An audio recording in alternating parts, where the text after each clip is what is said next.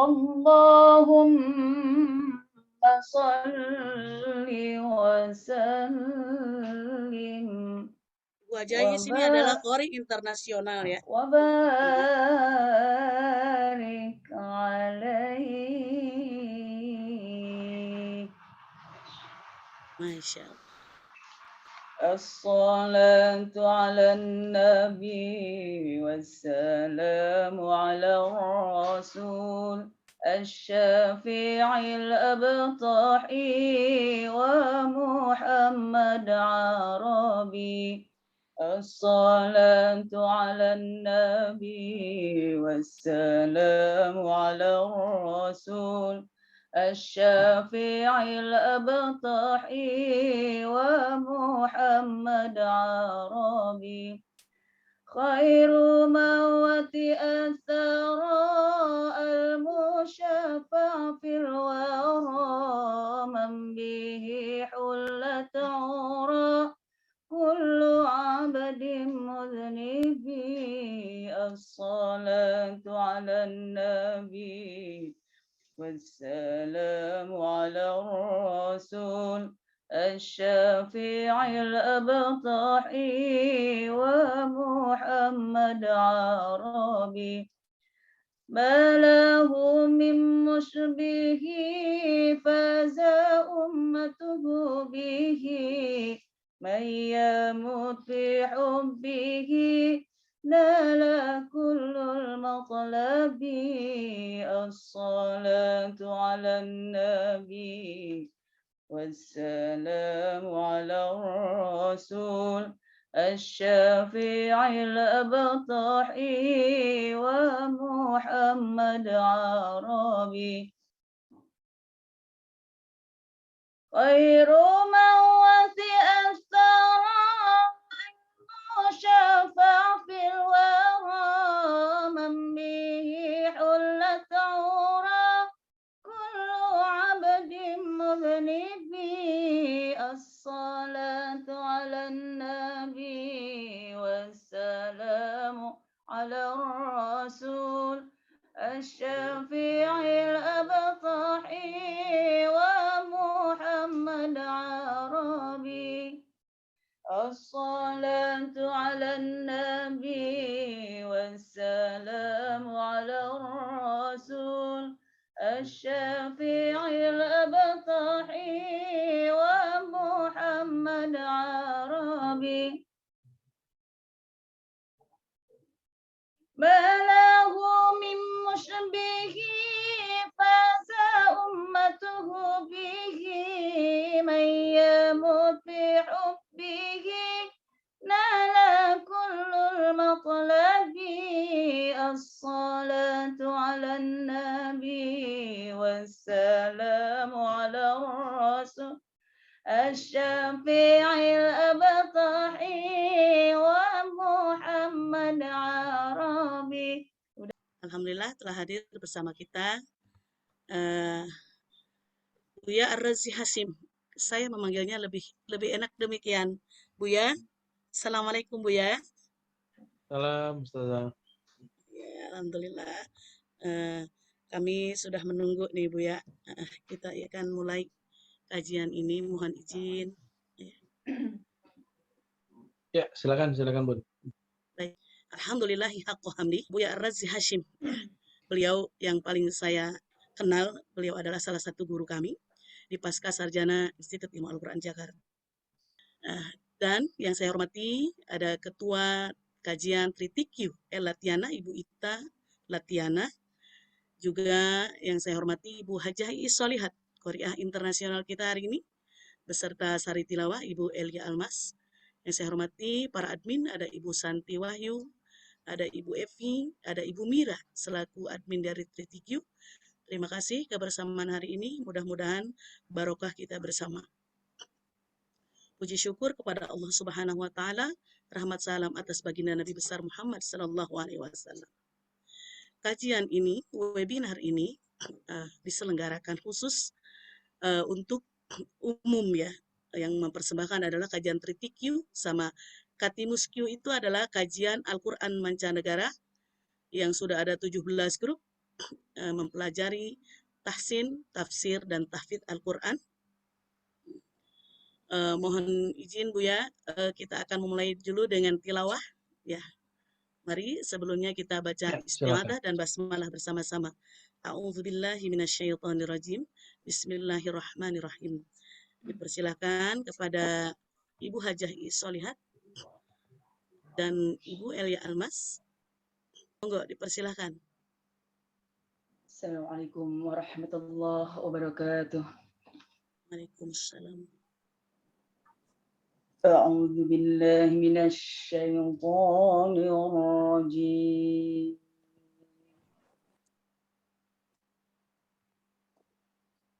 بسم الله الرحمن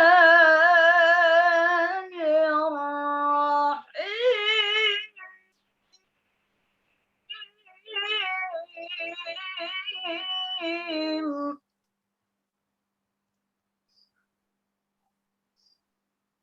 يا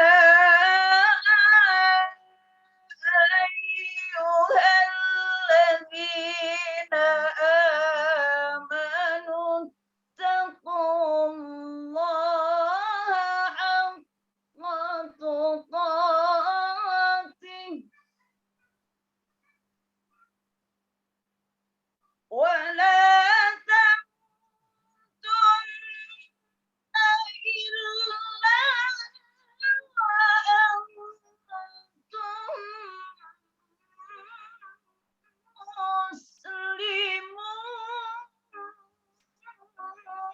مسلمون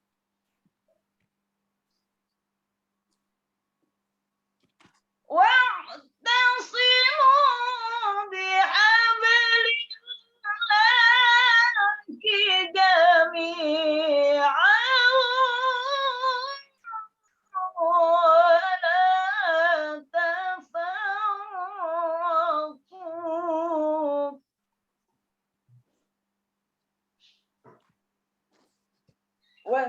واذكروا نعمة الله عليكم إذ كنتم أعداء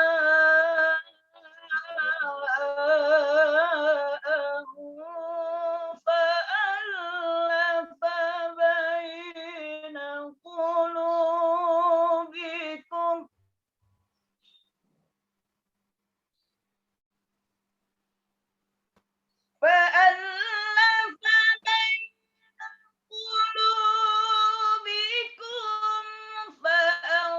فأصبحتم بنعمته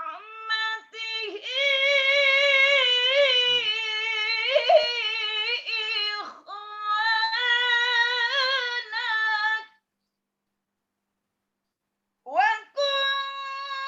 وكنتم على شفا حفرة من النار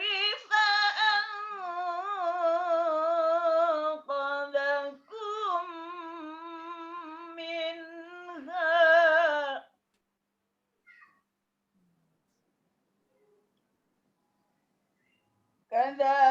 كذلك يبين الله لكم آياته لعلكم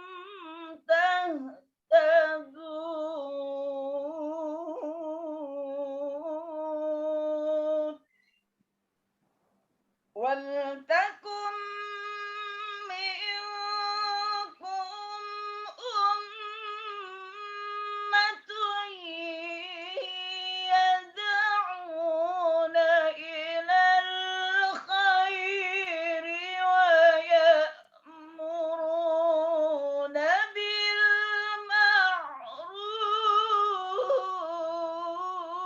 بالمعروف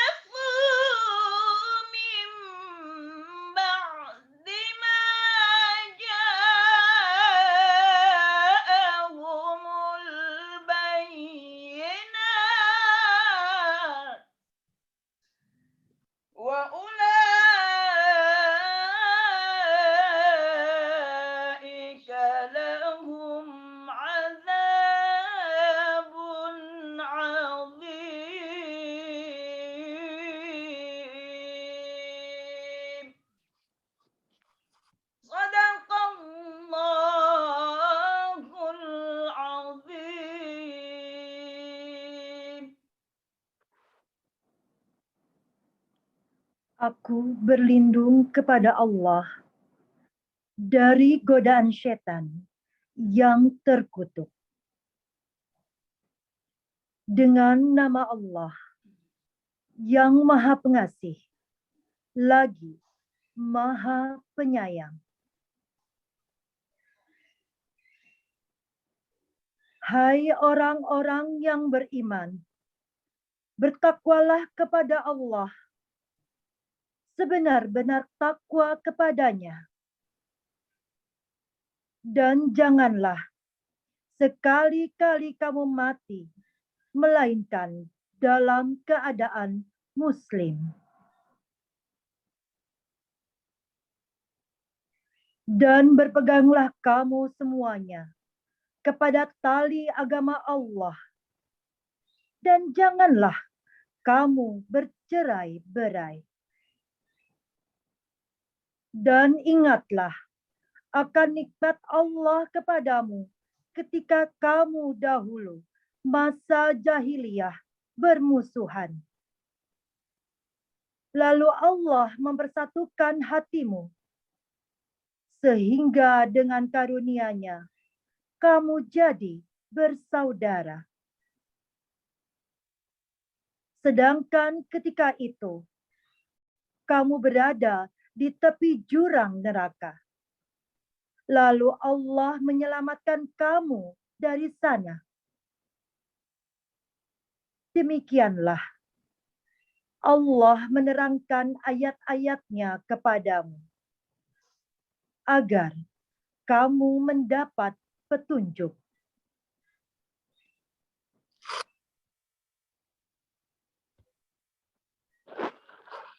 Dan hendaklah di antara kamu ada segolongan orang yang menyeru kepada kebajikan, menyuruh berbuat yang ma'ruf, dan mencegah dari yang mungkar. Dan mereka itulah orang-orang yang beruntung. Dan janganlah kamu menjadi seperti orang-orang yang bercerai-berai dan berselisih setelah sampai kepada mereka keterangan yang jelas. Dan mereka itulah orang-orang yang mendapat azab yang berat. Maha benar Allah, Tuhan yang Maha Agung. Waalaikumsalam warahmatullahi wabarakatuh. Jazakumullah khair kepada Ibu Haja Is dan Ibu Elia Almas, salah satu sahibah di Katim Syekh Makin, untuk mempersingkat waktu karena kita juga sudah rindu dengan kajian ini. Ini temanya di belakang saya, Bu, ya, amalan salaf yang relevan dari masa ke masa sesuai Al-Quran, Sunnah, Ijma, Qiyas. Kenapa saya tambahkan Ijma dan Qiyas? Karena tidak mungkin juga kita bisa mentafsirkan Al-Quran dan Sunnah itu tanpa Ijma dan Qiyas. Silahkan, Bu, ya, karena sinyal saya sedang bermasalah. Kepada Abuya Ar-Razi dipersilakan untuk mengisi kajian pagi ini. Baik, Bunda. Assalamualaikum warahmatullahi wabarakatuh. Alhamdulillah Rabbil Alamin. Wassalatu wassalamu ala nabiyyina Muhammad wa ala alihi wa li baitihi wal mahdi khalifati wasallim. Amma ba'du. Bunda-bunda yang luar biasa, mungkin sudah lebih dulu jadi ustadz daripada saya, ya. Semoga dalam ridha Allah Subhanahu wa taala. Ini mungkin karena cuacanya mendung beberapa hari ini, jadi kita kalau nge-zoom jarang yang lancar. Mohon dimaklumi nanti jika di tengah kajian ada putus-putus, ya. Baik, kajian kita tentang amalan salaf. Sebelumnya kita harus kenal dulu man humus salaf. Siapakah mereka yang disebut salaf? Salaf itu ungkapan yang populer di kitab sebenarnya sudah ada. Cuma masalahnya kata salaf itu dibajak oleh sekelompok orang. Nah, sebelum kita memahami apa itu salaf, kita coba lihat misalnya kalau di Quran kata salaf ya itu tidak ada indikator di situ mengenai kelompok. Salaf itu selalu diartikan masa lalu. Karena salaf secara harfiah artinya masa lalu. Salaf ma madha. Yang berlalu. Misalnya dalam surat 2, surat Al-Baqarah ayat 275 itu ada kalimat wa man ja'ahu mau'izatun min rabbih fantaha falahu ma salaf. Siapa ini masalah riba ya, siapa yang sudah dapat pelajaran dari Allah SWT lalu dia menghentikan aktivitas ribawinya, falahu ma salaf. Maka yang dulu yang dia ambil di masa lalu lahu itu milik dia. Ma salaf. Ma salaf ini ma madha. Apa yang sudah berlalu ya sudah gitu. Jadi salaf dalam Al-Qur'an hampir semuanya, ada sekitar 8 kata salaf di Quran, baik dalam bentuk salaf kata kerja ya, yang mujarrad ya, atau yang mazid, aslaftum misalnya, atau aslafat. Itu ada sekitar 8. Dan semuanya menunjukkan time, waktu. Bukan menunjukkan satu kelompok, satu manhaj, satu mazhab, satu aliran. Ya. Maka kita sekarang beralih ke hadis. Di hadis bagaimana? Kita udah cek juga hadis Nabi tentang kata salaf. Itu nggak jauh berbeda. Kata salaf, misalnya dalam Sahih Bukhari itu muncul hampir 10 kali ya, lebih kali. Itu hampir semuanya tentang waktu. Misalnya ada hadis mengenai perumpamaan umat kita seperti masa umat kita ini dari waktu asar sampai maghrib. Itu hadisnya innama abaqaukum fima salafa qablakum minal umam kama baina salatil asri ila ghurubis syams. Perumpamaan kamu dan umat terdahulu seperti jarak antara kamu salat asar dan maghrib. Waktunya. Umat terdahulu kalau yang ahlul Taurat mereka dari pagi sampai siang. Ahlul Injil dari siang sampai asar. Begitu Nabi SAW menggunakan kata salaf. Yang lebih horor lagi, Nabi ketika ziarah kubur, Nabi mengatakan, Antum salafuna wa nahnul atharu. Kalian, wahai orang-orang yang sudah dikubur, adalah salafnya kami. Salaf artinya orang yang dulu pernah hidup bersama kami. Jadi salafuna tidak menunjukkan suatu aliran. Berdasarkan itu, ayah dari guru saya, namanya Syekh Muhammad Sa'ir Ramadan Al-Buti, tentu masyhur di kalangan kita, yang nulis tentang fiqhus sirah. Saya berguru kepada anaknya, Dr. Taufik. Dr. Taufik punya ayah Muhammad Sa'ir Ramadan Al-Buti, nulis kitab khusus mengenai salaf. Apa kata beliau? Salaf itu adalah zaman mubarak, azminah mubarakah, zaman yang diberkahi. Jadi beliau berbicara begitu setelah mengumpulkan juga ternyata makna-makna salaf di dalam Al-Quran dan Sunnah. Ya. Jadi kata salaf hampir semua menunjukkan time, waktu. Orang-orang yang hidup di zaman dahulu atau waktu yang sudah berlalu.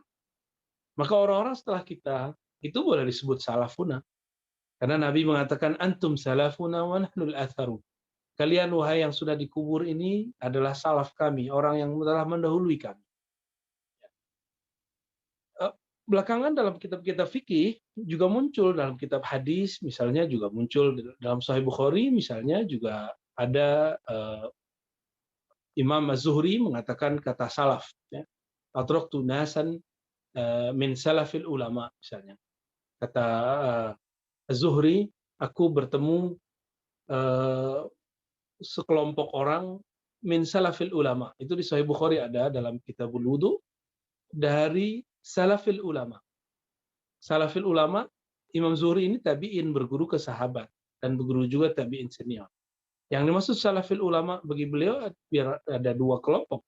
Bisa jadi sahabat Nabi, bisa jadi salaf-salaf yang yang sudah dahulu meninggal, yaitu tabi'in.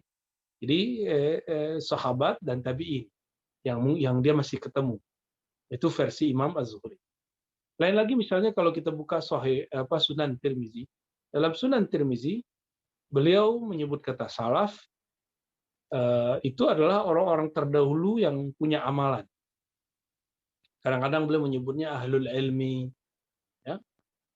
Kadang-kadang beliau menyebutnya ulama salaf atau salafna dan kata-kata yang lain. Ya.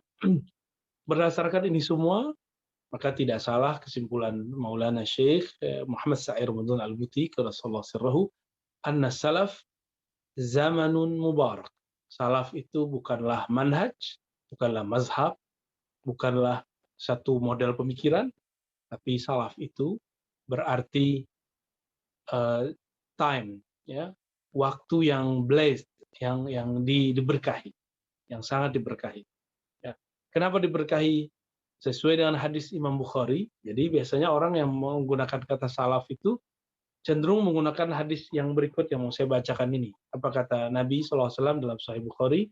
Khairun nas qarni. Sebaik-baik manusia yang hidup di kurunku. Satu kurun dalam bahasa Arab mi'at sana. Ada 100 tahun. Ya. Summal ladzina yalunahum, summal ladzina yalunahum. Lalu kurun setelahku dan kurun setelahnya. Berarti 300 tahun. Ini kan perkiraan, ya, bukan berarti ini litahdid wala litahsir, ya. Bukan untuk pembatasan atau selain ini tidak gitu. Jadi salaf secara teks Quran dan Sunnah itu berarti time, waktu. Dalam penggunaannya para ulama menyebut salaf itu orang-orang yang sebelum mereka, ya, ulama-ulama sebelum mereka. Bahkan ulama salaf seperti Imam Zuhri menyebut pendahulu dia dengan kata salaf. Nah, inilah penggunaan kata salaf secara harfiah, secara lafzi. Ya. Sekarang kata salaf kemudian diambil oleh sekelompok orang untuk memahami bahwa dirinya salaf.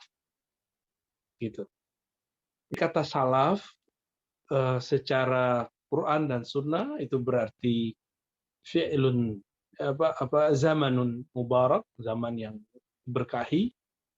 Tapi beberapa ahli bahasa mengatakan salaf itu tidak mesti. Ahli bahasa dan ahli sejarah ada salaf yang saleh, ada salaf yang tidak saleh. Ada salaf yang baik, ada salaf yang tidak baik. Ya. Misalnya dulu ada namanya Wasil bin Atha. Wasil bin Atha ini salaf juga. Berguru kepada Hasan al-Basri, tapi kemudian su'ul adab kepada beliau dan berkhianat kepada ajarannya. Juga ada Amr bin Ubaid, itu berbeda keyakinan dengan ulama-ulama sebelumnya. Dia mengingkari ada takdir misalnya. Ada Jaham bin Safwan, itu juga salaf, tapi dia mengingkari sifat-sifat Allah Subhanahu wa taala. Nah, berdasarkan itu, maka tidak semua salaf itu boleh dijadikan standar, ya. Nah, lalu apakah salaf itu sebuah kelompok? Tidak, karena tidak ada satu kitab pun yang menunjukkan bahwa salaf ini satu kelompok. Nah, salaf itu orang yang hidup di zaman lalu. Jika salaf itu diartikan 3 abad pertama, maka kita dapat pastikan bahwa ulama salaf yang dimaksud oleh ulama-ulama dalam kitab-kitab itu adalah 4 mazhab. Karena 4 mazhab itu semua muncul di abad kedua dan ketiga. Imam Abu Hanifah misalnya wafat tahun 150 Hijriah. Imam Syafi'i wafat tahun 204 Hijriah. Imam Malik 179 sebelumnya. Kemudian Imam Ahmad 241. Imam Bukhari 256. Imam Muslim 261 dan berikutnya sampai kemudian ahli hadis yang lain. Hanya Imam Nasai di antara imam hadis yang 6 yang umurnya melewati abad ke-3, masuk ke abad ke-4. Beliau wafat tahun 303 Hijriah. Ini menunjukkan bahwa ahli hadis yang kita kenal selama ini merupakan murid-murid dari imam-imam mazhab. Cuma sayangnya yang disebut salaf oleh kelompok hari ini itu justru anti mazhab. Ini agak menyedihkan sebenarnya. Berarti salaf yang dia maksud bukan salaf yang dimaksud oleh Al-Quran dan Sunnah, bukan salaf yang dimaksud oleh para ulama-ulama yang menulis dalam kitab hadis. Ya. Lalu setelah kita melihat bahwa ulama mazhab Syafi'i, Hanbali, Maliki, semuanya muncul di zaman salaf. Tiba-tiba ada klaim tidak boleh ikut Imam Syafi'i, tidak boleh ikut Malik, tidak boleh ikut Abu Hanifah, tapi kemudian yang diikuti malah yang paling belakangan, Ahmad bin Hanbal. Tapi pun ternyata kelompok yang mengatakan ikut salaf itu sendiri juga tidak setia kepada Imam Ahmad bin Hanbal. Beberapa kali Imam Ahmad diriwayatkan beliau melakukan sesuatu tapi tidak diikuti. Misalnya masalah beliau pernah diriwayatkan awalnya mengingkari membacakan Al-Quran di kubur, bahwa itu yanfa' lil mayyit, ya, bermanfaat bagi orang yang mati. Tapi kemudian kalam beliau ini tidak diterima, tidak diamalkan, bahkan ditolak sebagai ajaran beliau. Nah, jadi antara orang yang mengaku salaf sekarang dengan ulama salaf pun berbeda. Ya, kita juga bingung siapa sebenarnya salaf yang mereka maksud. Ya. Walaupun saya kemudian nulis disertasi tentang teologi Muslim Puritan, itu membahas sanadnya, itu cuma sanad riwayat, tapi secara pemikiran mereka masih jauh. Antara suatu masa dan masa berbeda. Nah, ini perlu kita garis bawahi dulu sebelumnya. Ada kelompok yang mengaku salaf ini, akidah mereka itu ditandai dengan uluhiyah, rububiyah, asma wa sifat, disebut 3 tauhid. Kita cek ke ulama salaf, adakah ulama salaf yang membagi tauhid jadi 3? Ternyata tidak ada. Ya. Tadi orang-orang yang mengaku salaf hari ini tidak bermazhab.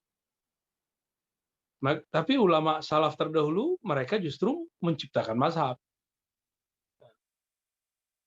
Yang sekarang, yang salaf sekarang itu mengharamkan tawassul, ternyata kita, atau tabarruk, mengambil berkah. Ternyata ulama salaf dulu itu doyan tabarukan, doyan tawasulan. Orang-orang yang ngaku salaf hari ini itu anti ziarah kubur. Jadi mereka, kita nggak lihat tuh mereka ada ziarah kubur ya. Sedangkan salaf terdahulu itu mereka mensunnahkan ziarah kubur, bahkan memakai hadis zurul kubur fa innaha tuzakkirul maut. Ziarah kubur karena itu dapat mengingatkan kepada kematian. Lalu ulama salaf terdahulu punya amalan yang berbeda banyak dengan salaf yang ngaku salaf hari ini. Misalnya satu kali seorang sahabat namanya Hudzaif, dalam hadis Imam Ahmad dan kualitasnya hasan, beliau sakarat. Tiba-tiba beliau memanggil murid-muridnya, Saleh bin Syuraih dan lain-lain. Lalu beliau mengatakan, hal minkum man qara'a Yasin? Adakah kamu yang dapat membacakan Yasin kepadaku? Lalu beberapa muridnya mengatakan, kami wahai Tuan Syekh, Tuan sahabat. Maka mereka membacakan ayat, dan dia wafat tanpa naza yang berlebihan, hanya sakaratul maut yang normal, dimudahkan oleh Allah. Di ayat ke-40-an, 40 sekian, tufya. Dia wafat dengan tenang. Ya. Ternyata Hudzaif ini mengamalkan salah satu sunnah. Apa itu? Iqra'u Yasin ala mautak. Bacakan Yasin terhadap orang yang mauta. Mauta itu akan mati, sedang sekarat, atau sudah mati. Ya. Hudzaif, sahabat Nabi radhiyallahu ta'ala anhu, mengamalkan membaca sedang sakarat. Dan itu bermanfaat. Ya. Itu salah satu contoh bahwa salaf terdahulu mereka hobi yasinan. Ya. Kemudian Yasin itu dipakai untuk media memudahkan orang wafat. Maka disebutkan di riwayat Imam Ahmad itu qala al-masyakhah idza quri'a 'alal mayyit khuffifa anhu. Apabila dibacakan kepada orang yang sedang sakaratul maut, maka akan dimudahkan baginya.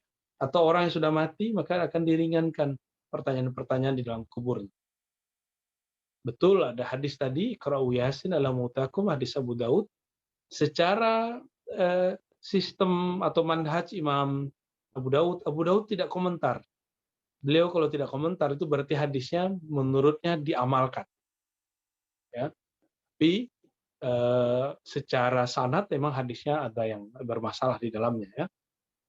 Ini satu contoh. Ya. Apalagi ulama salaf terdahulu itu suka berkumpul-kumpul lalu berzikir. Itu ada di hadis Imam Muslim, hadis yang sahih tentunya, bahwa para sahabat berkumpul duduk-duduk. Ya.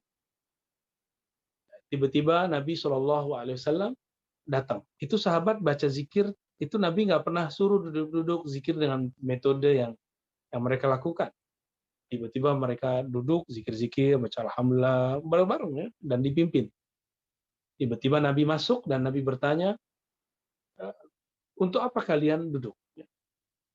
Mereka mulai ketakutan dan mengatakan, kami duduk wahai Rasulullah untuk berzikir memuji Allah atas nikmat Islam yang Allah berikan kepada kami. Lalu Nabi SAW bertanya sampai 3 kali, dan yang ketiga kali Nabi mengatakan, aku bertanya kepada kalian bukan sebagai tuhmatan lakum, bukan sebagai tuhmah bagi kalian, tapi aku bertanya kepada kalian li'anna Jibril atani, karena Jibril datang kepadaku lalu mengatakan, innallaha yubahi bikumul malaika, wahai Muhammad, katakan kepada orang-orang yang berkumpul itu bahwa Allah Subhanahu wa taala berbangga karena duduknya mereka menyebut-nyebut nama Allah. Ini menunjukkan apa? Bahwa inisiatif untuk berkumpul, berzikir, itu sudah ada semenjak zaman Nabi. Yang kita sebut sekarang majelis zikir, kelompok zikir, dan itu hadisnya Sahih Muslim. Ya, dipimpin oleh seseorang. Anehnya, yang mengaku salaf, itu udah tahu ini ada hadis sahih, masih menggunakan riwayat yang tidak sahih, riwayat Imam Darimi. Dan yang paling lucu sekali bahwa hadis riwayat Darimi itu sudahlah tidak sahih, itu bukanlah perkataan Nabi, tapi suatu qaul yang diriwayatkan dari Abu Musa al-Asy'ari dan Ibnu Mas'ud. Bahwa Ibnu Mas'ud membubarkan orang-orang ngumpul-ngumpul di masjid yang ada pemimpin zikirnya. Dan ini bertentangan dengan hadis-hadis yang sahih, maka hadis ini, riwayat dari ini boleh disebut syaz. Ya, apa arti syaz? Riwayat yang ganjil, aneh. Semua orang yang kuat meriwayatkannya boleh, kok dia sendiri tidak. Misalnya di kelas kita kalau lagi ngajar, semua orang pakai baju putih, tiba-tiba ada satu pakai baju hitam. Nah, itu namanya ganjil. Nah, dia peraturannya harus pakai baju putih, maka orangnya harus dikeluarkan. Ini fenomena yang terjadi pada orang yang mengaku salaf, tapi giliran tidak ada dalil dia yang mendukung, dia kayak cari riwayat yang sebenarnya dia nggak minat sama riwayat itu. Tapi apa boleh buat? Itulah riwayat satu-satunya yang bisa memperkuat mereka untuk membatalkan orang ngumpul-ngumpul zikir, ngumpul-ngumpul tahlilan, ngumpul-ngumpul baca aurat-aurat zikir-zikir lah. Lalu, apalagi amalan umat salaf saleh? Ulama salafus saleh, seperti yang tadi saya katakan, mereka suka ziarah kubur. Dan itu langsung dicontohkan oleh baginda Rasulullah SAW. Saya sering mencontohkan bahwa dalam hadis Sayyidatuna Aisyah, riwayat Bukhari dan Muslim, baginda Nabi Muhammad SAW itu sering mendatangi kubur di tengah malam. Di satu malam, Sayyidatuna Aisyah mencoba membututi Nabi karena muncul kecemburuan Sayyidatuna Aisyah. Dikira Nabi ini bakal pindah ke rumah istri yang lain. Maklum istri Nabi SAW lebih dari satu. Nah, di tengah perjalanan ternyata Aisyah kaget Nabi SAW tidak ke rumah istrinya yang lain. Tapi Nabi justru berziarah ke Maqbarah Al-Baqiyah yang ada di sebelah kiri Masjid An-Nabawi. Ya. Jadi Nabi ini suka ziarah, dan ziarahnya bukan hanya siang hari, ziarahnya tengah malam. Ya. Betul-betul horor lah kalau bagi orang sekarang. Jadi Nabi ternyata mau siang mau malam sama aja, kubur kan sama aja. Cuma kita digoda sama jin setannya yang kenceng ya. Padahal itu tidak ada kaitannya. Jadi Nabi itu suka ziarah. Bahkan beliau mengatakan zurul kubur, ziarah kubur. Oleh karena itu ulama-ulama sahabat, ulama-ulama tabi'in itu mereka sangat suka berziarah. Ada yang menarik. Orang yang mengaku salaf hari ini mengatakan ziarah ke masjid Nabi itu disunahkan. Tapi ziarah ke kubur Nabi itu bid'ah. Meniatkan ziarah ke kubur Nabi itu bid'ah. Ziarahnya boleh. Meniatkan ziarah itu menurut mereka itu bid'ah. Ini agak aneh juga ya. Fikihnya itu aneh, kok bisa begitu? Apakah mereka lupa bahwa tidak ada kemuliaan pada Masjid Nabawi kecuali karena disebabkan Nabi? Jadi ternyata mereka pakai satu hadis. Nah, ini gini-ginian begini nih hadis dipakai, tapi gagal faham. Apa riwayatnya? La tushaddur rihal illa li salasati masajid. Tidak boleh melakukan rihlah yang serius, yang panjang, yang jauh, kecuali kepada 3 masjid. Apa aja itu? Pertama, Masjid Al-Haram. Yang kedua, Masjid Al-Quds. Yang ketiga, masjidku ini. Gitu. Mereka lupa bahwa Masjid Nabi Muhammad itu menjadi masjid itu karena sosok Nabi Muhammad. Kira-kira yang membangun masjid dengan masjidnya lebih mulia yang mana? Gitu. Dan kira-kira kalau diziarahi, yang lebih pantas diziarahi, karyanya itu yang punya karya. Nah, mereka tidak sampai membaca apa yang kita sebut mafhum. Yang dibaca cuma mantuk, yang tertulis. Tapi yang mafhum, pemahaman di balik teks yang tertulis, itu jarang disentuh. Ya. Nah, inilah beberapa contoh-contoh. Ya. Apalagi contoh lain. Nabi SAW dan para sahabat, ya, itu mereka memanggil satu sama lain, memberi gelar dengan ungkapan Sayyidina. Contohnya, ketika Sa'ad bin Mu'az dalam Sahih Bukhari datang kepada majelis Rasulullah, Rasulullah mengatakan, "Qumu li sayyidikum." Berdirilah untuk menghormati sayyid kalian.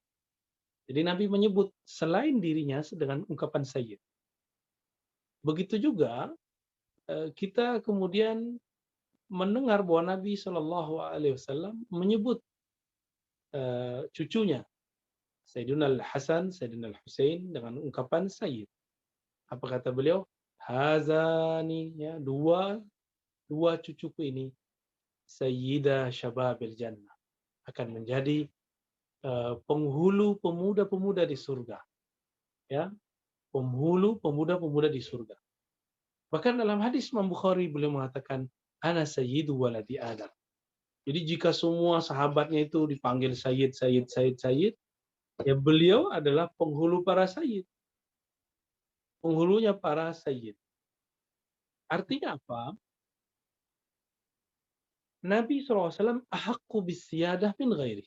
Nabi lebih mulia, lebih berhak dipanggil sebagai sayyid daripada yang lain.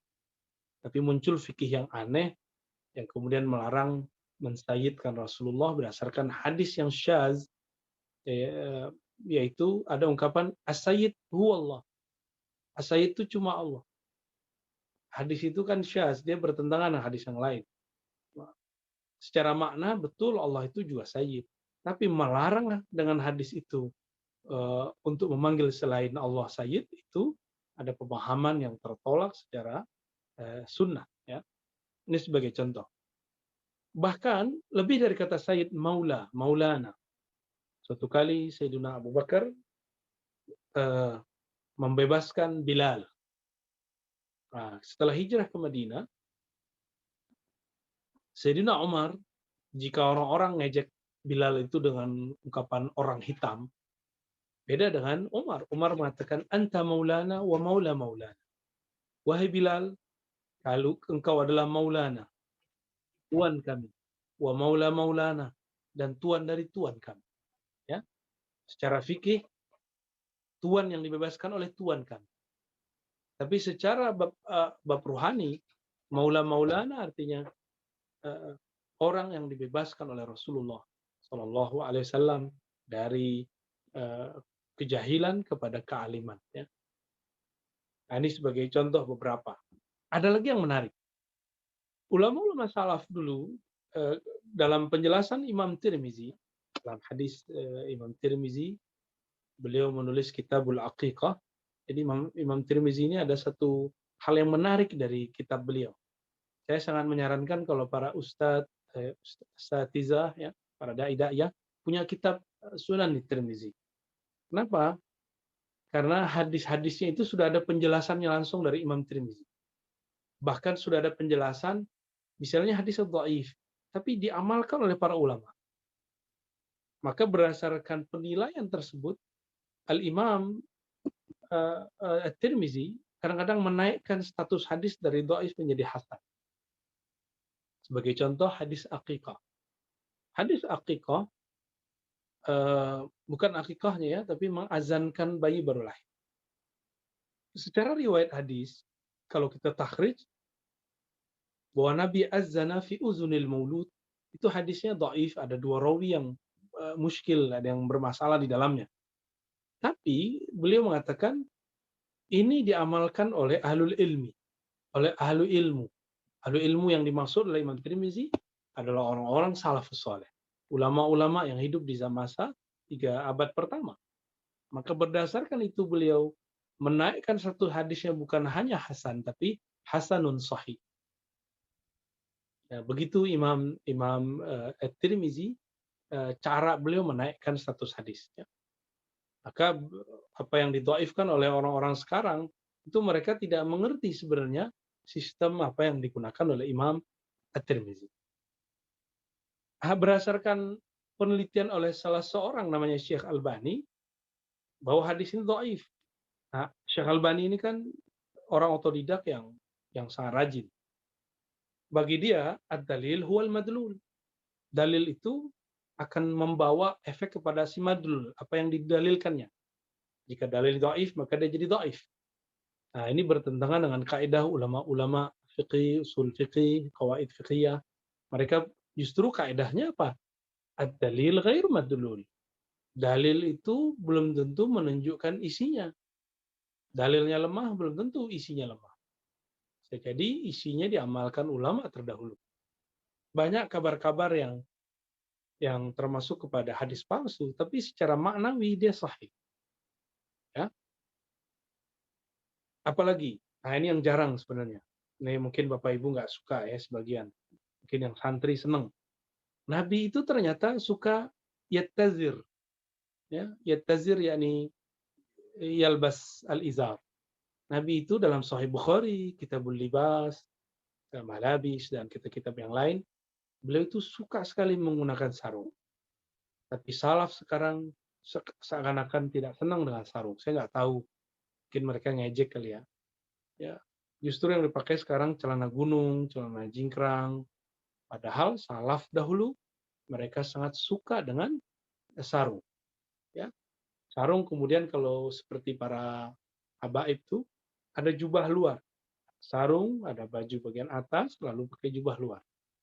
Adapun gamis panjang sekarang, itu budaya baru di kalangan orang-orang Arab. Ya. Itu bukan libasun Nabi, tapi boleh dipakai karena menunjukkan ada perkembangan tradisi di kalangan orang-orang Arab. Ya.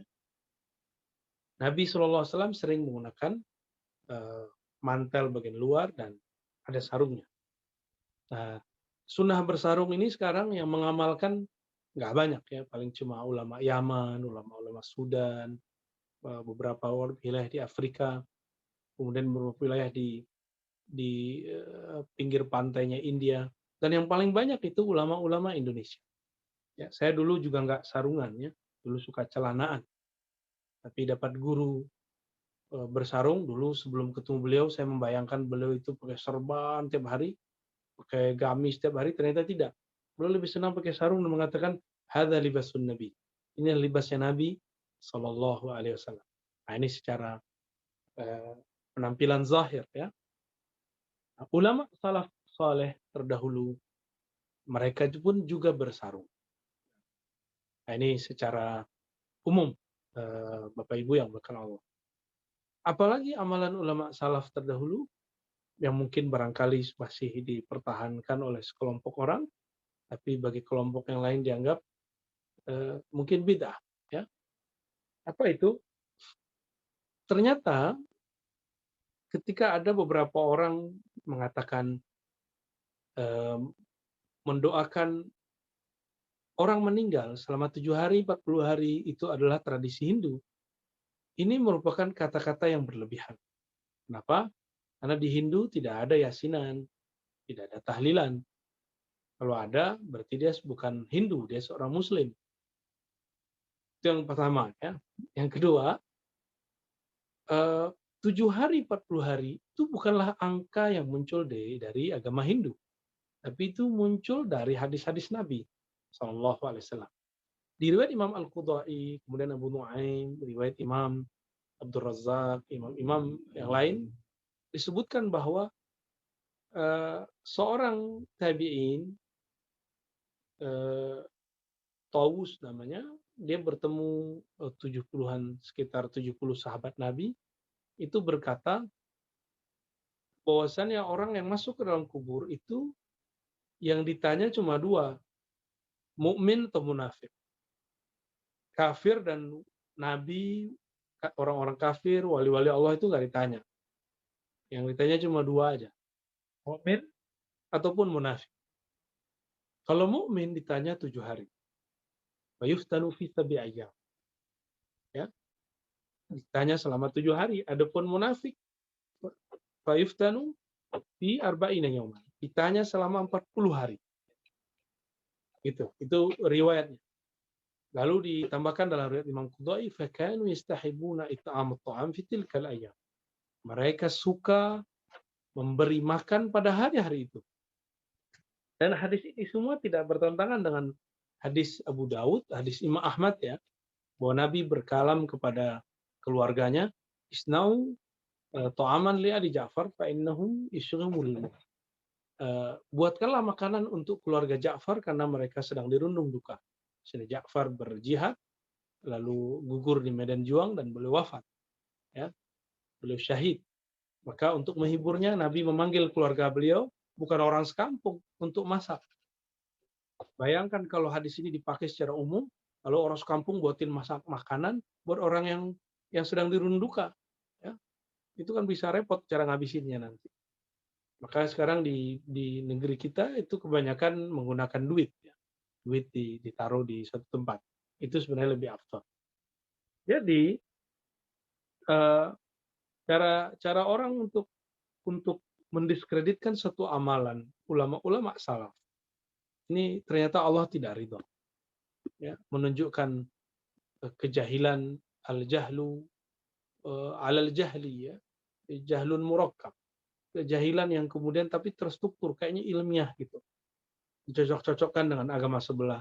Dan yang paling lucu, mu'alaf Hindu lagi yang ngomong ya. Dipercaya lagi oleh seorang kiai. Saya ketemu kiai dan kiainya katanya aswaja, malah posting hal serupa. Bahwa 7 hari, 40 hari amalan Hindu.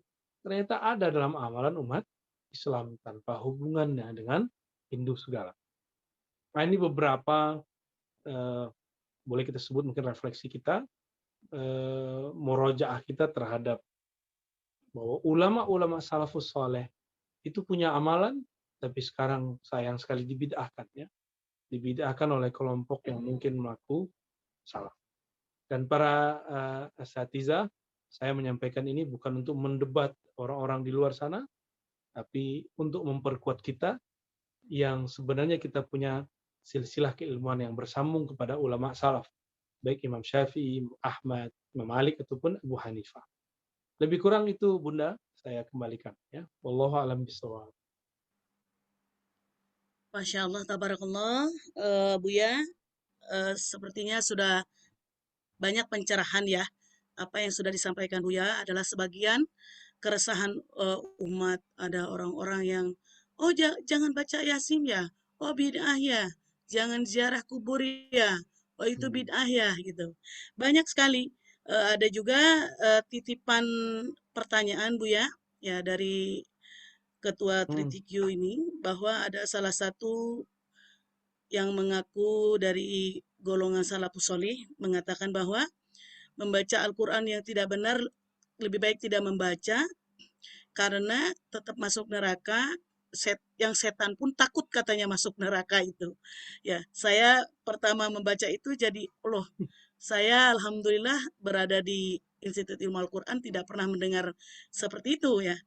Bahkan yang motivasinya adalah jangankan lancar terbata-bata pun mendapat pahala ya. Terus yang kedua, setan pun Iya. tidak mau masuk neraka itu, padahal setan sudah jelas tempatnya di neraka.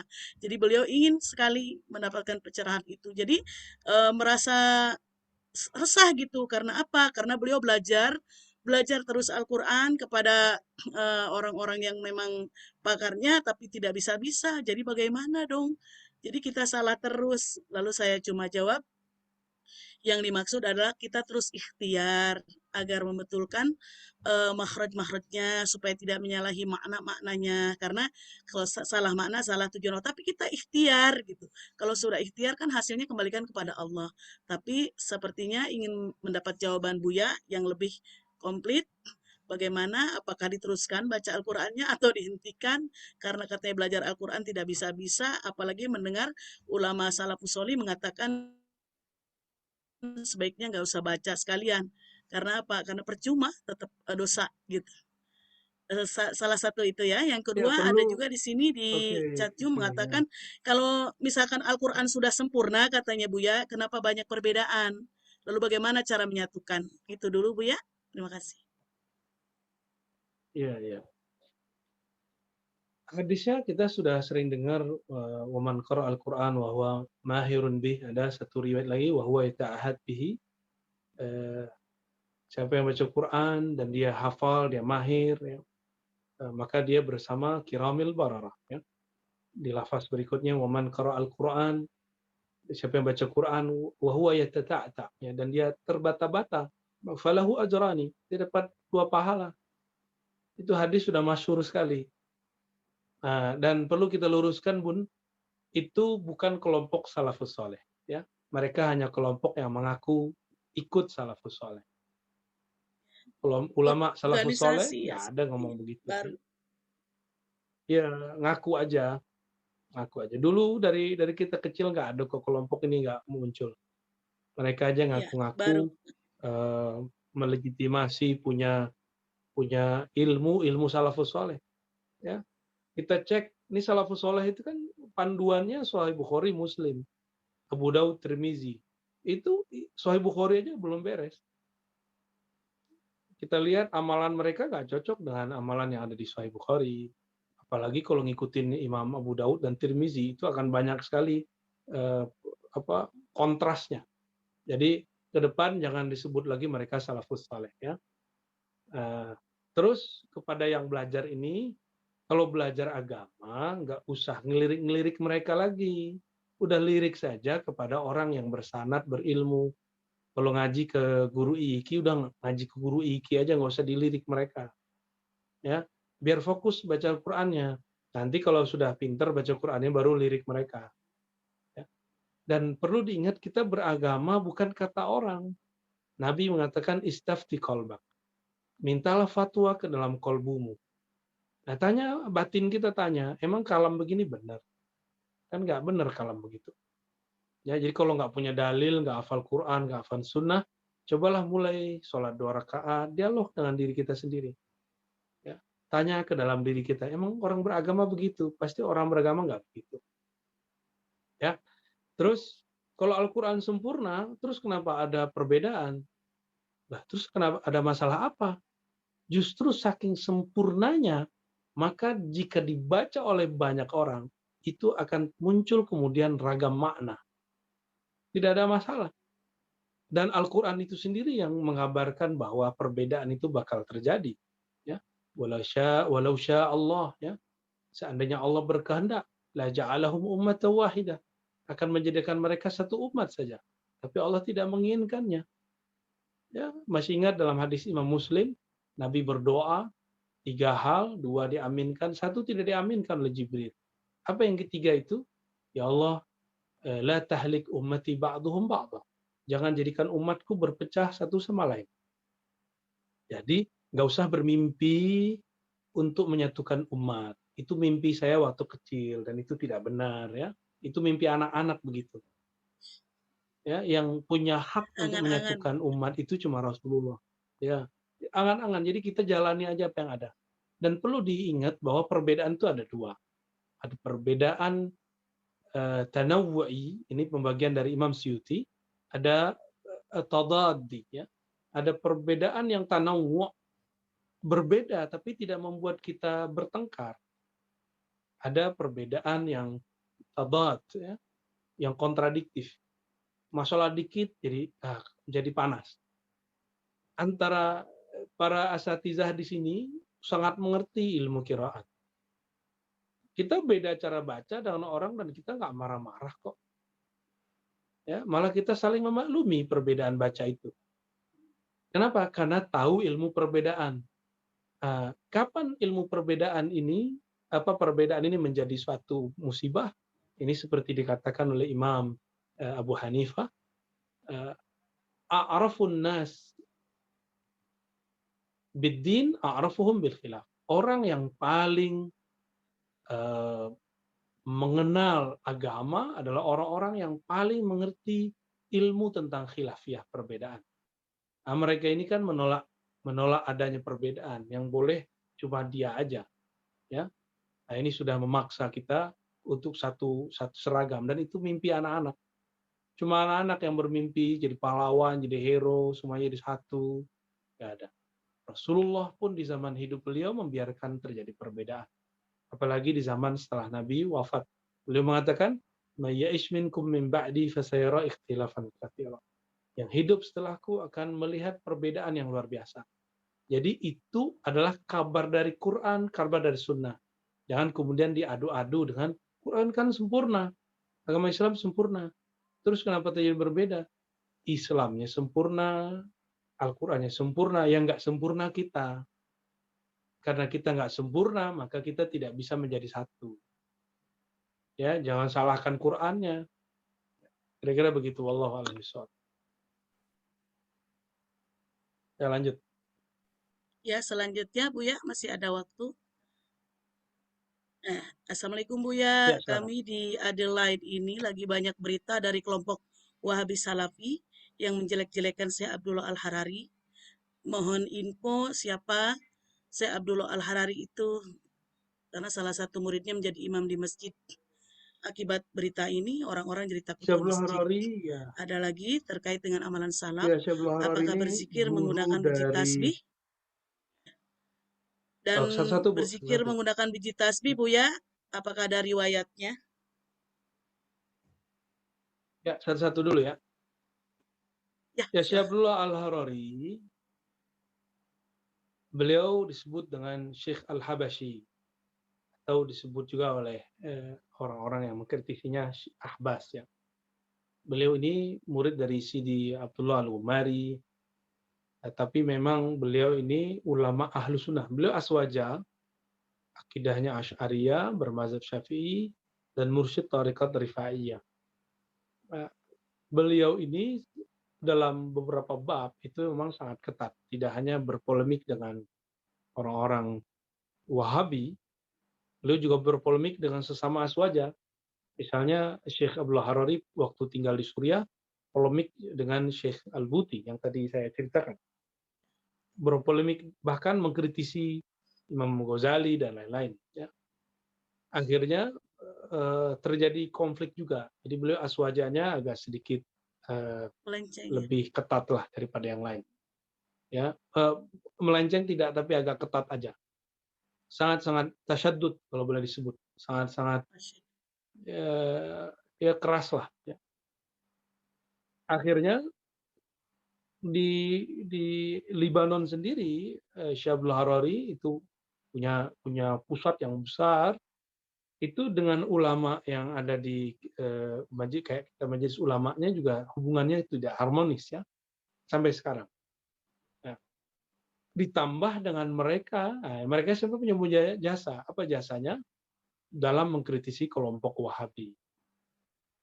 Jasanya ini memang luar biasa sekali, ya. Tapi lumayan keras. Karena Syekh Abdullah Harari ini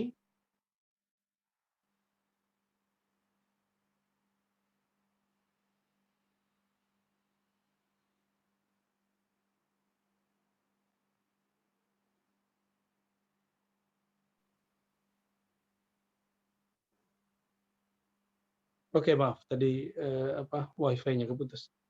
Jadi Syekh Abdul Harari ahli hadis, ya, ahli fikih, ya juga belajar tasawuf, dalam akidah juga sudah sangat kuat. Namun dalam beberapa hal beliau agak sedikit keras gitu aja. Ya. Kalau di Indonesia ada murid-muridnya yang tergabung dalam komunitas namanya komunitas Syahamah, Syabab Ahlus Sunnah wal Jamaah. Ala kulli hal saya pernah interaksi dengan mereka, cuma mungkin bagian-bagian yang sedikit agak kerasnya itu kita tidak ambil, yang tapi bagian ilmiahnya kita ambil. Karya beliau judulnya Maqalat Sunniyah fi Kashfi Dhalalat Ibnu Taimiyah, itu sangat luar biasa sekali. Beliau mampu mengeksplorasi penyimpangan dari kelompok yang aku salaf dan imam-imamnya dengan referensi yang sangat ilmiah di zaman belum digital seperti sekarang. Ya. Kemudian tadi apa tentang yang kedua, Bun? Nggak jelas mendengarnya. Bolehkah bertasbih menggunakan tasbih yang dibuat itu, biji tasbih? Okay. Sama tentang itu tadi Buya membahas tentang orang meninggal 7 hari, 40 hari, katanya bukankah di zaman Nabi tidak ada? Kalau sudah disebutkan dalilnya, tapi masih bertanya lagi, saya juga bingung mau jawabnya apa. Ya. Ya, Kita sudah sebutkan dalilnya, ya. Tinggal diulang, diputar aja lagi nanti ya. Ini dalilnya mana. Jangan kemudian ungkapannya di zaman Nabi nggak ada. Lah itu ada di zaman Nabi. Kan saya menyebutkan dalilnya tadi ada. Ya. Kalau sudah disebutkan dalilnya, terus masih bilang nggak ada, la nadri madza sanaqul ya. Wallahu alam bisawab, sudah ya, suka-suka yang nanya lah nanti. Tapi kalau misalnya mohon dituliskan dalilnya, itu dalilnya ada, nanti tulisannya saya bisa kasih. Ya. Kalau kita itu selalu ngomong begini, nggak ada di zaman Nabi, berarti nggak boleh. Maka jangan pernah baca Quran pakai mushaf, karena itu cara beribadah. Nabi tidak pernah baca Quran menggunakan mushaf. Nabi tidak pernah taraweh seperti kita taraweh hari ini. Bahkan Nabi nggak pernah pengajian seperti kita saat ini. Ya, jadi harus diluruskan, bid'ah itu bukan sesuatu yang tidak ada di zaman Nabi. Bid'ah itu, apa yang diartikan bid'ah? Ma laisa lahu dalilun syar'i. Sesuatu baik amalan atau apapun, akidah yang tidak punya dalil, itu yang disebut bid'ah. Jangankan kita ya, dulu antara Umar dan Abu Bakar pun berdebat. Abu Bakar mengatakan, kamu melakukan yang Nabi tidak lakukan. Umar bilang, ini ada kebaikannya. Akhirnya Sayyidina Abu Bakar kemudian menerima pandangan Umar. Ya. Jadi kalau sudah disebutkan dalilnya, jangan nanya yang konyol lagi. Nabi tidak lakukan, itu bagi saya kekonyolan. Mengenai tasbih itu bukanlah amalan Yahudi. Katanya saat Buya menjelaskan, sinyal beliau hilang, Buya. Nah, nanti didengerin aja rekamannya ya. Ya. Mengenai tasbih itu pernah dipakai oleh Sayyidina Abu Hurairah. Kemudian Abu Sa'id Al-Khudri. Kemudian juga dipakai oleh Sayyidina Al-Hasan Al-Basri, murid Sayyidina Ali. Dan diteruskan sampai sekarang dalam hadis Al-Musalsal, bersambung dari guru ke murid terus, dari murid-murid terus sampai zaman ini. Saya pun masih dapat sanad tasbih sampai sekarang. Jadi tasbih bukanlah dari amalan Yahudi seperti diklaim oleh orang-orang yang tidak memahami. Ini secara dalil ya, bahwa ternyata ada ulama salaf yang memakainya. Siapa ulama salaf memakainya? Sahabat Nabi Abu Hurairah, bahkan istri Nabi Sofiyah, istri Nabi Juwairiyah, kemudian Sayyidina Hasan Al-Basri di kalangan tabi'in, dan masih banyak sampai abad ketiga Hijriah. Adapun secara ilmu usul fiqih, zikir itu kan tujuannya mengingat Allah. Oke? Sebanyak-banyaknya di Quran, ya lazina manuzkurullaha dzikran katsira, surat Al-Ahzab ya. Ingatlah Allah sebanyak-banyaknya. Lalu ulama kita belajar memahaminya. Memahaminya gimana? Kalau kita gunakan tangan, baru 100 sudah pusing. Bahkan 33 setelah angka 33 udah pusing. Maka mereka memilih metode untuk bisa zikir banyak, tapi tidak bingung dengan angka. Nah, ini inisiatif pertama kali yang dibuat oleh dua istri Nabi, Sayyidatuna Safiyah dan Juwairiyah. Dan Nabi tidak larang itu. Nabi cuma menunjukkan ada kurikulum zikir yang lain. Selain zikir menghitung, ada zikir tanpa menghitung. Cuma disalahartikan hadis itu sebagai dalil bid'ah menghitung zikir, ya. Dari mana kita tahu? Karena ada sahabat Nabi yang lain seperti Abu Hurairah, dia punya alat tasbih 2000 dan baru 6 kali putar dia kemudian baru bisa tidur setiap malam. Jadi dia punya wirid setiap hari berzikir 12.000 dengan menghitungnya pakai alat tasbih. Jadi tidak benar kalau umat Islam, para sufi, para kiai, para aswaja ini meniru Shaolin, meniru Yahudi, meniru ahli kitab, tidak. Tidak ada meniru di situ. Kebetulan sama tidak masalah. Ahli kitab pakai celana, kita pakai celana. Ahli kitab pakai sarung, kita pakai sarung. Ahli kitab pakai kopiah, kita pakai kopiah. Bukan berarti kita ikut mereka. Ya, kebetulan saja sama. Wallahu a'lam bishawab.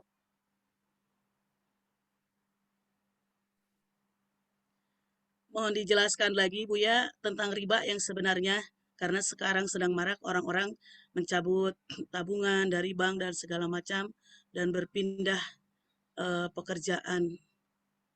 Itu saja Buya. Dalil mengenai kata salaf pertama tadi yang saya sebut di Quran, ya, itu ada dalil mengenai riba, ya. Surah Al-Baqarah 275. Allah mengatakan innamal bai'u mislur riba. Menghikayatkan kalam mereka. Qalu innamal bai'u mislur riba. Lalu Allah mengatakan wa ahallallahu al-bai'a wa harrama riba. Bukanlah sama antara transaksi dengan riba. Allah menghalalkan transaksi dan mengharamkan riba. Riba yang dimaksud di dalam Al-Qur'an itu jelas itu riba jahiliyah, itu riba al-fadl, ya, kemudian riba nasi'ah, dan itu kita sudah tahu semua secara pemahamannya. Riba ini paling identik jika baina zahab bizahab, emas dengan emas, perak dengan perak. Dan di zaman itu tidak berlaku seperti sekarang hukum pada duit. Duit kertas, mata uang kertas seperti rupiah, dolar, pound sterling, euro, dan lain sebagainya, hukumnya sudah berbeda dengan emas. Maka pengharaman terhadap yang ada di ayat ini tentu harus diurai di bagian mananya dia berlaku ketika kita menggunakan mata uang. Mungkin saya mau nanya ke Bunda. Bunda, kalau saya minjam ke Bunda 10 miliar tahun ini, saya balikin 5 tahun lagi dengan angka yang sama, mau nggak, Bun? Gimana, Bunda? Harusnya lebih ya Buya. Mau nggak? Rugi atau untung? 5 tahun Sekarang kan 5 Buya M. memakainya untuk misalkan untuk kepentingan usaha atau apa, berarti labanya dibagi ya Buya. Nah, berarti udah transaksi baru. Enggak, katanya mereka nggak mau ribawi. Jadi kalau minjam sekarang 5 Misalkan. juta, 5 tahun lagi atau 10 tahun lagi harus tetap 5 juta. Ya. Ini kan, ya mohon maaf, kata konyol keluar lagi deh. Ya, itu kekonyolan lagi tuh. Bahwa prinsip yang berlaku pada uang itu berbeda dengan yang terjadi pada emas di zaman Rasulullah SAW. Ya. Yang kita sebut dengan inflasi. Ya. Jadi ternyata yang disebut transaksi syariah itu kalau nguntungin mereka, kalau nggak nguntungin disebut bid'ah haram, ya. Ini nggak benar, ya. Bank, apakah bank itu riba? Tidak semua produk bank itu riba. Mungkin ada beberapa produk-produknya yang mendekati riba, tapi tidak semua. Kenapa? Karena bank itu beda dengan seperti orang yang meminjamkan uang di zaman Nabi, meminjamkan emas di zaman Nabi. Itu sangat berbeda, prinsipnya kok beda. Di zaman dulu nggak ada namanya survei, Nggak ada namanya kajian resiko, manajemen resiko itu tidak ada. Kemudian dulu itu naiknya di hari H, dan itu betul-betul mengagetkan gitu ya. Kalau sekarang setelah dikaji berdasarkan inflasinya segala macamnya, maka kemudian ada angka yang naik. Ya, mungkin dia bagi hasil kah atau apa segala macam. Maka tidak ada kemiripan yang betul-betul pas dengan riba yang ada di zaman Nabi. Oleh karena itu, ulama kita di Mesir, di Darul Ifta, tahun 2003 mencabut fatwa keharaman bank. Tapi Indonesia baru 2004 menghalalkan bank. Ini kan lucu ya. Kita baru mengharamkan 2004. Darul Ifta Mesir sudah mencabut fatwa haramnya yang mereka sudah fatwakan di tahun 82. Nah, karena ini fatwa ini tidak wajib diikuti, kita boleh memilih. Ya. Saya ngomong begini bukan saya nyuruh Bapak Ibu untuk minjam ke bank, ya saya juga nggak suka minjam ke bank. Saya beli rumah, beli apa nggak pakai bank, tapi saya sedang menjelaskan bahwa tidak semua transaksi di bank itu ribawi, itu aja ya.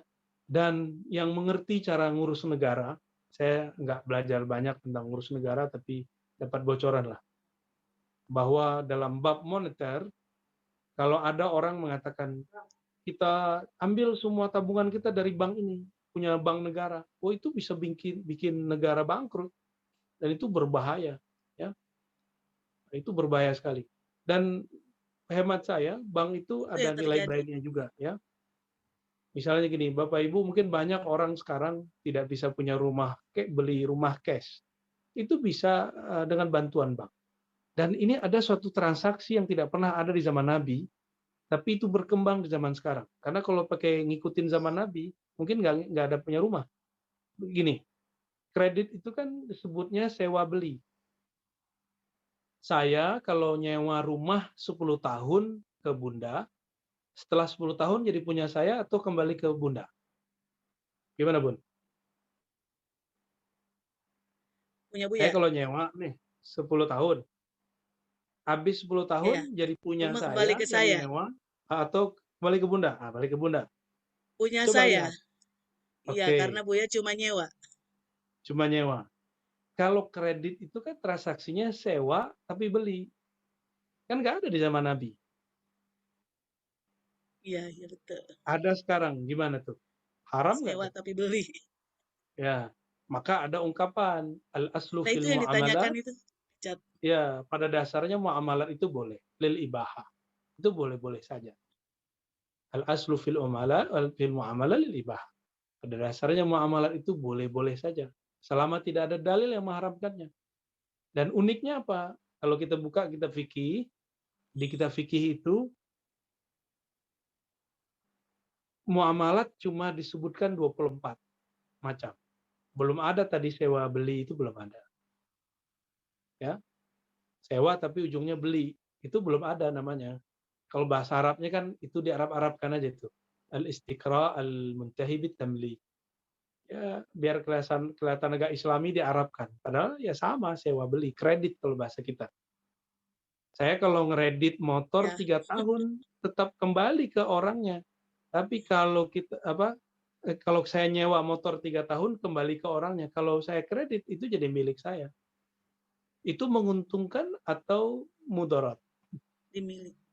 Menguntungkan seharusnya. Menguntungkan. Menguntungkan kita, dan itu tidak ada mudarat. La darara wa la dirar. Itu tidak berlaku di sini. Ya. Wallahu a'lam bishawab.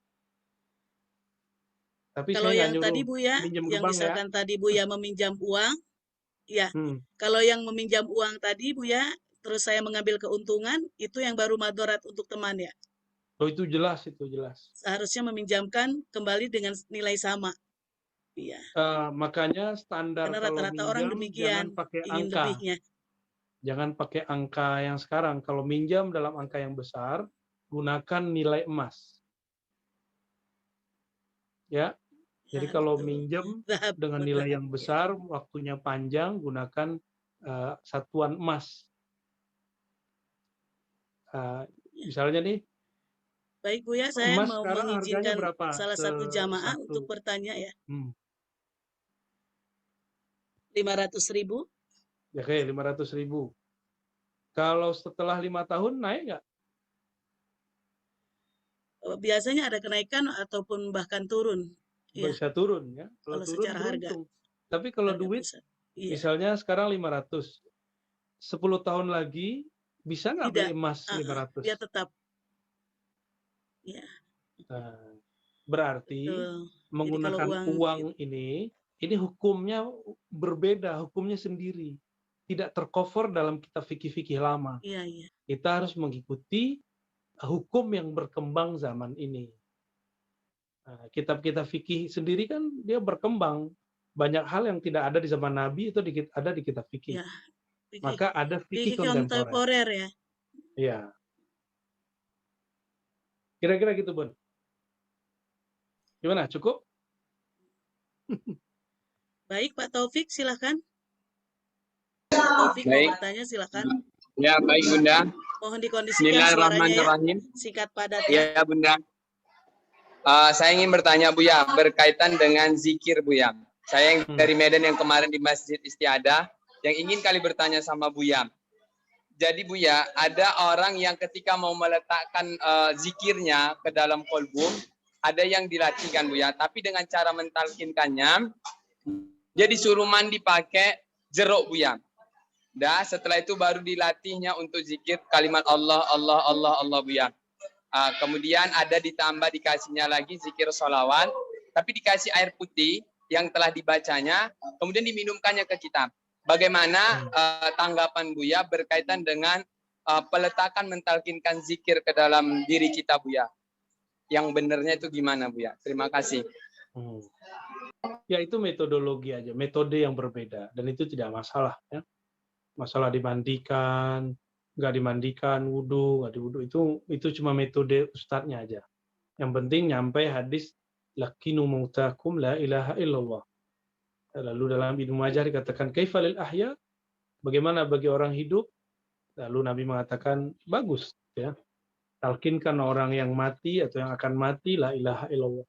Mengenai cara mandi itu tidak ada masalah ya, tidak ada larangan, bahkan bagus. Mungkin itu boleh disebut mandi tobat kah atau mandi apapun. Guru membacakan doa untuk air, itu kan ruqyah. Di luar kita boleh ruqyah, kenapa guru kita sendiri ruqyah kita nggak mau? Dan itu tidak ada hubungannya dengan bid'ah, khurafat atau apapun ya. Jadi boleh. Wallahu a'lam bishawab. Silakan Ibu Elia. Silakan Pak Ahmad. Assalamualaikum Ustadz. Assalamualaikum. Ya Ustadz, Afwan mau bertanya Ustadz mengenai tadi masalah riba ya. Ustadz, kalau kita berhutang itu tapi tujuannya untuk usaha Ustadz gitu. Saya sebenarnya agak khawatir juga gitu untuk karena berkaitan dengan riba ini. Tapi mendengar apa yang Ustadz bilang tadi bahwa ini kan berkembang gitu ya dengan hukum yang sekarang gitu. Nah kira-kira menurut Ustadz bagaimana kalau misalnya kita berpiutang itu katakanlah ke bank, karena ke bank itu kan kontroversi ya bagi Ustadz. Jadi sudah pasti yang konvensional itu katanya riba gitu. Nah kira-kira bagaimana kalau tujuannya itu untuk usaha gitu Ustadz? Ya mudah aja kalau ragu ke bank syariah. Ya. Begitu. Kalau ragu ke bank syariah. Kalau kita aksesnya hanya ke bank konvensional? Buka saja akses ke bank syariah kan bisa, kita kan warga negara. Punya hak kepada bank syariah lebih baik. Jadi nggak ada masalah. Oh gitu. Tapi kalau misalnya kita sudah terlanjur kepada bank konvensional, apakah kita memang sudah berada pada posisi riba? Oh enggak. Mengikuti fatwa Darul Ifta itu tidak. Tapi kalau ngikutin fatwa MUI, iya. Ibu ikut fatwa yang mana? Oh gitu. Ya saya sih karena niatnya mau usaha jadinya Hmm. gitu Ustaz. Ikuti baik, yang Ustaz. yakin. Ya, Iya. Baik Ustaz, syukuran Ustaz jawabannya. apa? Ya. Assalamualaikum warahmatullahi wabarakatuh. Assalamualaikum. Silakan Ibu Nadia, Ibu Nadia Zahra.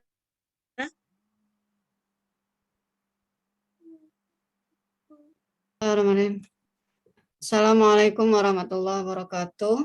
Assalamualaikum. Ini Ustaz, saya mau bertanya tentang zikir ya. Zikir yang Ustaz pernah bilang kalau zikir itu kita harus ada mursyid yang mentalkinkan gitu ya. Hmm. Nah, bagaimana kalau kita misalnya zikir itu nggak ada mursyid? Apa itu fadilahnya bisa berkurang atau bagaimana gitu? Atau lebih nggak afdol misalnya gitu. Nah, gimana Oke. kira-kira? Ya. Baik, tujuannya zikir kan mengingat Allah. Kalau orang belajar baca Quran, nggak mau berguru, ya dia baca Qurannya gitu-gitu aja. Jalan di tempat, nggak Ya. akan pernah berubah, tajwidnya nggak akan pernah maju, tahsinnya tidak akan pernah menjadi lebih baik. Sama, kalau berzikir tanpa berguru kepada ahlinya, kalau Quran kan kita belajar kepada orang yang bersanad tajwidnya, bersanad jazariyahnya, bersanad qiraatnya, biar bersambung bacaannya kepada Rasulullah SAW. Nggak jauh beda. Belajar zikir itu, kan Rasulullah itu sendiri yang mengajarkan zikir. Nabi kan mengajarkan zikir itu ada teknik-teknik yang diberikan kepada sahabat. Dan itu tersimpan dalam kolbu para sahabat, sahabat tabi'in. Kadang-kadang diriwayatkan di kitab hadis, kadang-kadang nggak disebutkan, tapi diriwayatkan dalam kitab-kitab yang lain. Nah, jika niatnya untuk mengingat Allah, maka saya rasa nggak ada alasannya kita untuk tidak berguru ya. Kecuali memang kita merasa cukup dengan yang kita punya, ya tidak masalah. Nah, apa akibatnya? Ya akibatnya jalan di tempat aja, paling zikirnya gitu-gitu aja. Dan nanti akan ada kebingungan. Kita buka nih kitab zikir, kitab Azkar Imam Nawawi, bingung mau mulai zikir dari mana, zikirnya terlalu banyak. Buka kitab Hisnul Hasin, banyak zikirnya. Baca maksurat, pegel, baca Ratibul Hadar, Ratibul Atos, kata orang bid'ah, jadi bingung. Ya. Jadi kalau nggak berguru, nggak ada yang akan memberikan porsi-porsi buat kita. Tapi kalau kita punya guru, nanti kita akan dikasih ini zikir pagi, zikir sore, ini zikir malam, ini zikir kolbu, ini zikir ruh. Ada yang Lebih memandu tertata. maksudnya ya. Ya, ada yang mandu. Ya, Dan ya. biasanya cepat berhasil, insya Allah. Kalau dari Ustadz sendiri misalnya, Kalau saya lebih banyak ngajinya. Jadi torikot saya torikot ngaji, Bu.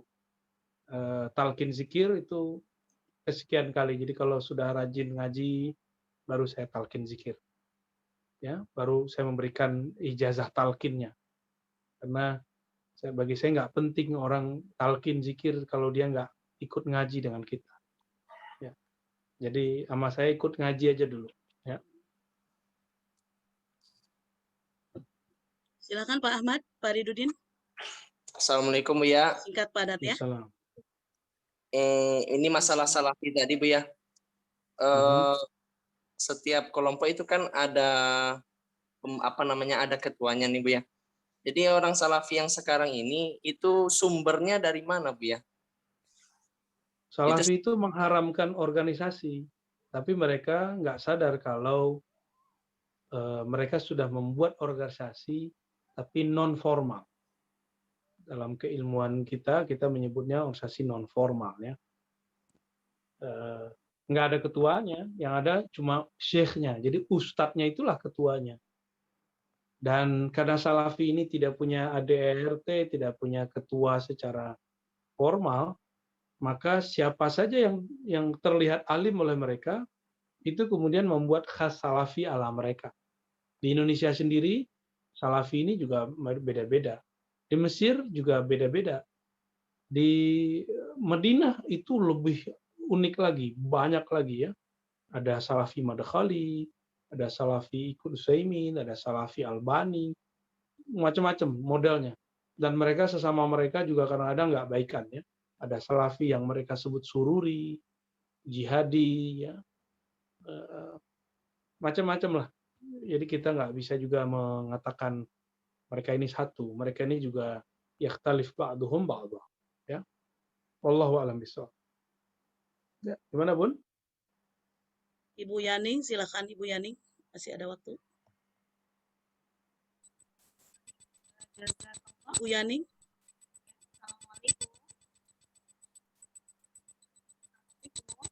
Hanya suaranya Ibu. kondisikan suaranya ya. Ibu Wanda itu Bu Wanda. Iya. Itu mantul suaranya Ibu Yaning. Buka saja handsetnya. Dimut Ibu. Ibu Wanda. Dilompatin aja Bu. Silakan. Suaranya Bu. Assalamualaikum Bu ya. Ini tentang salawat. Itu misalnya salawat munjiat, salawat nariyah, kemudian jenis-jenis salawat lain itu katanya tidak dicontohkan oleh Rasul. Rasul itu hanya mencontohkan pada tasahud akhir saja, salawat itu saja, yang lain tidak boleh. Tentang Sehingga jenis-jenis sholawat Bu ya. jika kita jenis-jenis salawat, sehingga kalau kita bawakan salawat-salawat itu bid'ah. Kemudian juga salawat yang dilakukan itu juga bid'ah, bahkan ada yang mengatakan haram. Kemudian berikutnya, apakah kita memang tidak boleh mengucapkan selamat ulang tahun? Itu juga katanya bid'ah. Demikian Ustadz. Ya, orang yang bilang nggak boleh jenis-jenis sholawat, nggak boleh macam-macam sholawat kecuali yang hanya di akhir, itu menunjukkan dia tidak selesai baca hadisnya. Karena di Sahih Bukhari ada beragam macam sholawat. Nanti buka lagi Sahih Muslim, hampir mirip. Yang agak berbeda itu nanti kalau kita baca sholawat di kitab Imam Abu Dawud, Imam Tirmizi, Imam Ibnu Majah, ada sholawat Hashimiyah, macam-macam sholawat itu. Jadi Nabi sendiri beragam sholawatnya. Dan itu menunjukkan bahwa sholawat itu tidak saklek. Ya. Kemudian Sayyidina Ali punya sholawat sendiri. Bahkan Imam Syafi'i menggubah sholawat di dalam kitab Ar-Risalah. Yang kita sering dengar ya, Allahumma sholli ala Sayyidina Muhammad.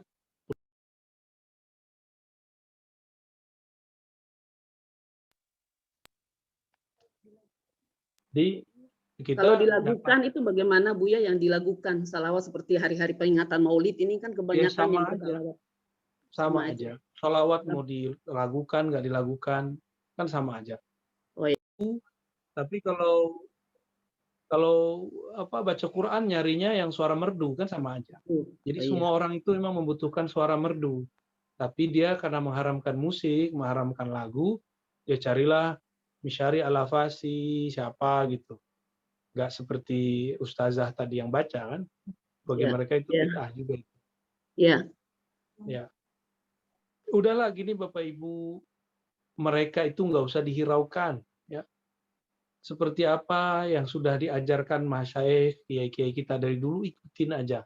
Karena kalau ngikutin kata mereka capek. Akan lelah, sampai nanti itu lelah.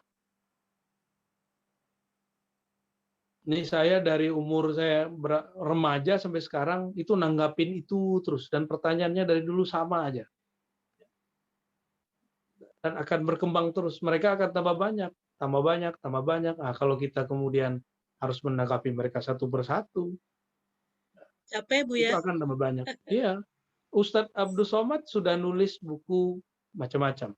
Jauh sebelum Ustadz Abdul Somad sudah nulis buku Sirajuddin Abbas. Syekh Sirajuddin Abbas punya buku 40 masalah agama. Udah selesai masalah itu sebenarnya. Tapi karena mereka nggak mau membaca, yang dibaca itu lagi, yang dibaca link-link itu lagi.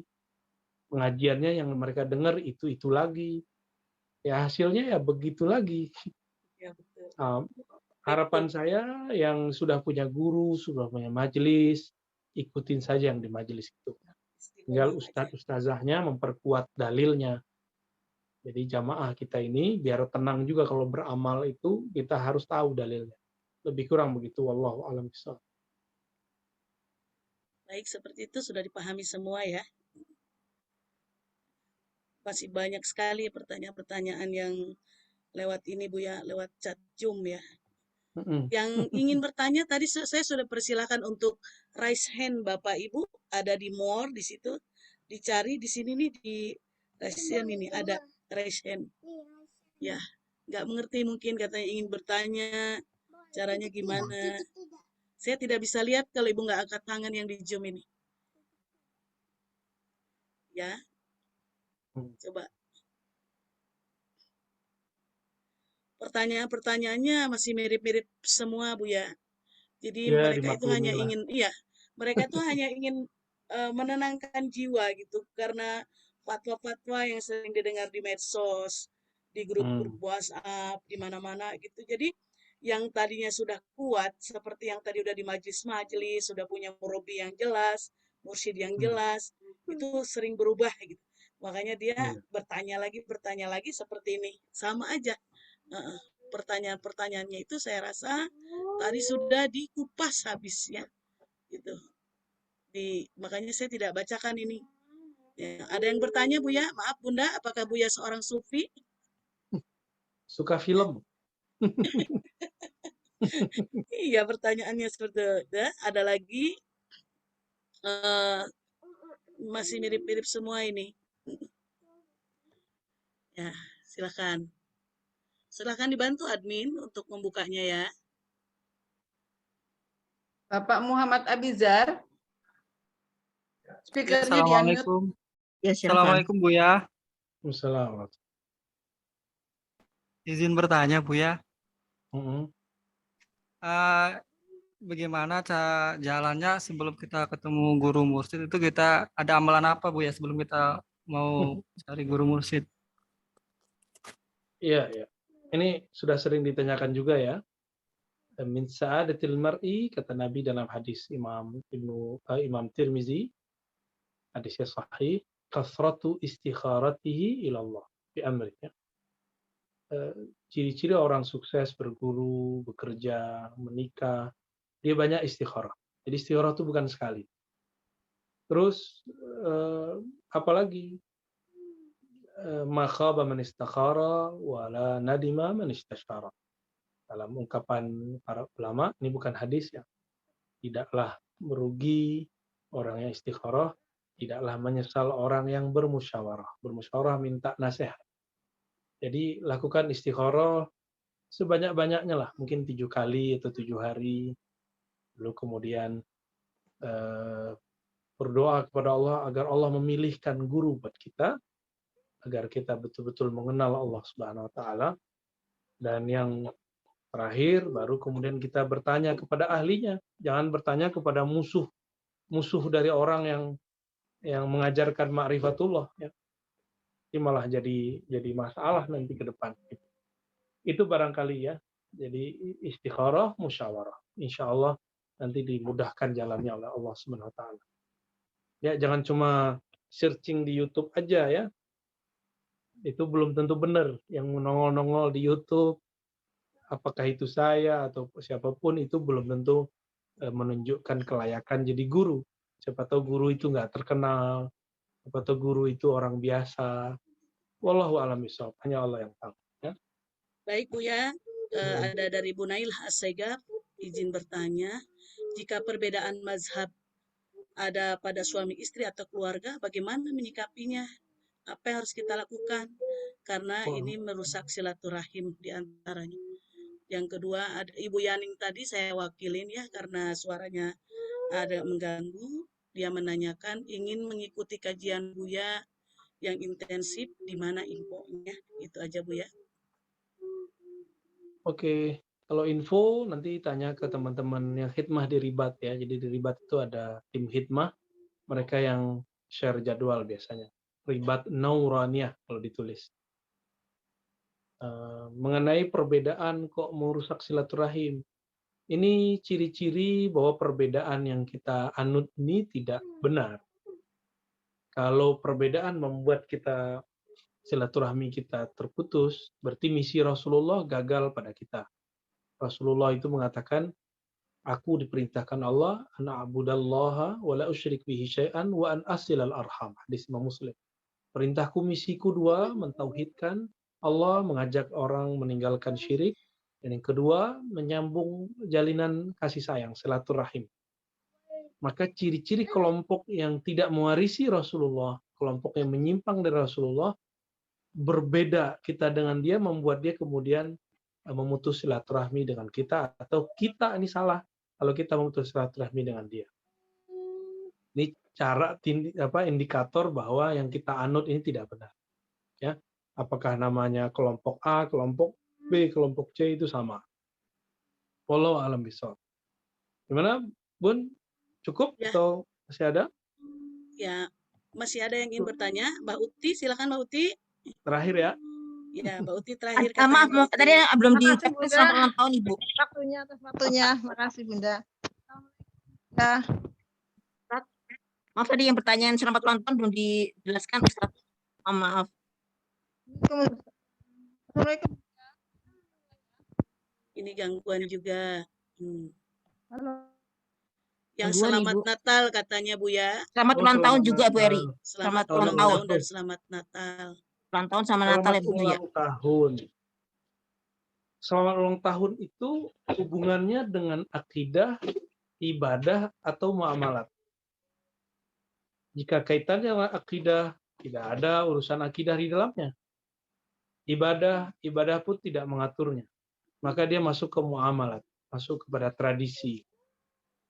Oleh karena itu, selama aktivitasnya positif, maka selamat ulang tahun itu boleh. Ya, siapa yang duluan melakukan itu? Nabi sendiri. Nabi ketika ditanya mengenai puasa hari Senin, belum mengatakan itu hari ulang tahunku. Zaka yaumun wulidtu fi. Itu hari aku dilahirkan. Mungkin saya berbeda dengan beberapa ustadz yang mengharamkannya dan mengatakan itu menyerupai Nasrani. Itu mungkin ijtihad beliau, ijtihad ustadz-ustadz itu. Kalau begitu Nabi menyerupai Nasrani dong? Kan enggak. Ya kan Nabi enggak menyerupai Nasrani. Nabi membuat tradisi itu sendiri. Ya. Jadi selama niatnya syukur. Jadi Nabi mengatakan kenapa puasa pada hari Senin? Kalau beliau sendiri bersyukur, kalau kita bersyukur karena kelahiran Nabi.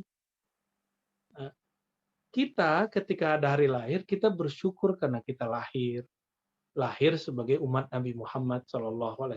Itu yang perlu disyukuri. Jika niat ulang tahun itu syukuran, berbagi kebahagiaan, berbagi kelebihan, itu bagus, nggak ada masalah. Ya. Tidak ada dalil manapun yang membatalkannya. Adapun dalil man tasyabbaha biqaumin fahuwa minhum, yang menyerupai satu kaum bagian dari mereka, di agama-agama lain itu ini bukan bagian doktrin yang inti mereka, ini bagian dari tradisi. Ya. Oke, kalau selamat Natal itu dalilnya ada perdebatannya itu ada di surat Mumtahanah ayat 8 dan 9. Ya. Silahkan dilihat nanti. Darul Ifta Mesir berbeda dengan MUI. Lagi-lagi perbedaan antara ulama kita, antara ulama Mesir dan ulama di sini. Indonesia. Di Indonesia, ini saya nggak ikut dua-duanya, tapi saya melihat konteks. Jika selamat Natal itu konteksnya akidah, maka dia haram. Kita bilang selamat Natal, konteksnya akidah, itu jadi haram. Tapi jika selamat Natal itu konteksnya adalah seperti yang difatwakan oleh ulama Mesir, berbuat baik antuk situ ilaihim, ya, yang surat Al-Mumtahanah itu ayat 8 dan 9, maka ulama Mesir termasuk Al-Azhar, termasuk Darul Ifta, Zaituniyah, dan ulama-ulama di Yaman, Hadarim, itu mereka membolehkan dengan syarat satu, ini bukan bagian dari akidah.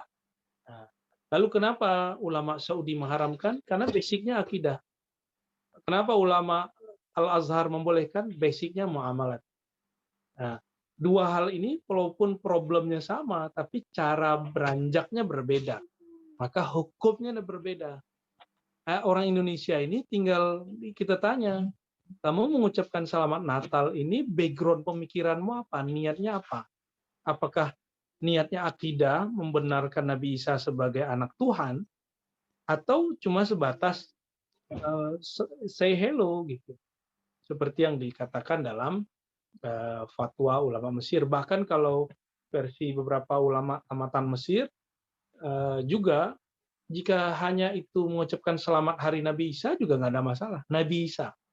Nah, di sini saya tidak terikat dengan fatwa-fatwa ini. Saya cuma ingin tanya mereka ini ngomong selamat Natal ini backgroundnya apa? Gitu. Kalau Tujuannya sekedar apa? cuma ya muamalat hubungan sama manusia, maka fatwa ulama Al-Azhar dan Darul Ifta lah yang relevan. Jika babnya Rata-rata bab merasa akidah, harus menghormati teman, Bu ya. Ada ya, teman-teman mereka yang non-muslim. kalau babnya bab akidah maka fatwa MUI dan Saudi yang relevan ya. Itu lebih kurang. Beda kasus kalau kita misalnya nih pemimpin, kita nih menteri, presiden. Nah, ini kan babnya bab politik, bab muamalat. Jadi tidak ada hubungannya dengan akidah. Maka itu tidak masalah sebenarnya. Kita ini diketahui oleh ulama Darul Ifta dulu 2000 berapa itu ya, saya masih ingat beritanya waktu SBY. MUI mengharam, Majelis Ulama Indonesia yuharrim tahiyatul milad al-masihi gitu kan. Wa raisuhum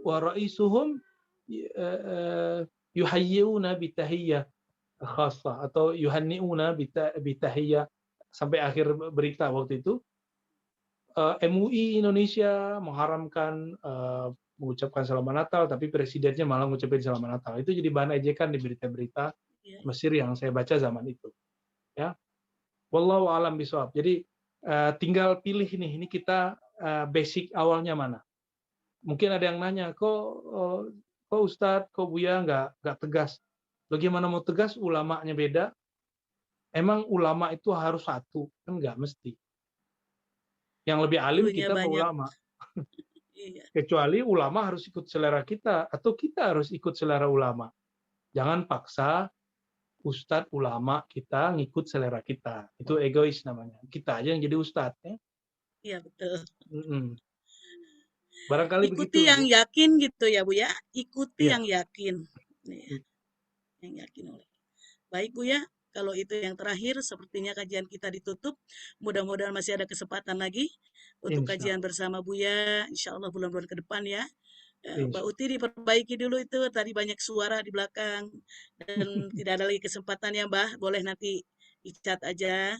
Terima kasih untuk Buya, juga untuk tim. Juga untuk tim admin, untuk Ibu Ita Latiana, untuk seluruh yang hadir pada kajian ini. Tadi nyampe 250 sahabat kita. Terima kasih semuanya.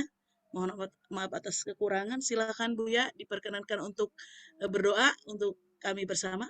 Wassalamualaikum warahmatullahi wabarakatuh. Assalamualaikum warahmatullahi wabarakatuh. Bapak Ibu yang dimuliakan Allah, semoga dalam ridha Allah SWT, semoga di masa-masa yang sangat genting seperti ini kita masih tetap tenang, masih tetap hatinya berkoneksi dengan Allah SWT. Dan semoga urusan kita dimudahkan oleh Allah, jaga-jaga kesehatan. Untuk semua ini mari kita kirimkan Fatihah untuk siapapun yang hadir, terutama untuk pengurus, para asatizah, apalagi kepada yang join, dan yang mahabbah kepada Ahlus Sunnah wal Jamaah. Lana walahum walin Nabi sallallahu alaihi wasallam wa likulli muhsinin wa muhsinatin muslimin wa muslamatin al-Fatihah. Bismillahirrahmanirrahim. Syaratul ladzina an'amta 'alaihim ghairil maghdubi 'alaihim waladdallin. Amin. Mohon izin pamit semuanya. Assalamualaikum warahmatullahi wabarakatuh. Waalaikumsalam warahmatullahi wabarakatuh. Terima kasih Buya. Assalamualaikum warahmatullahi wabarakatuh.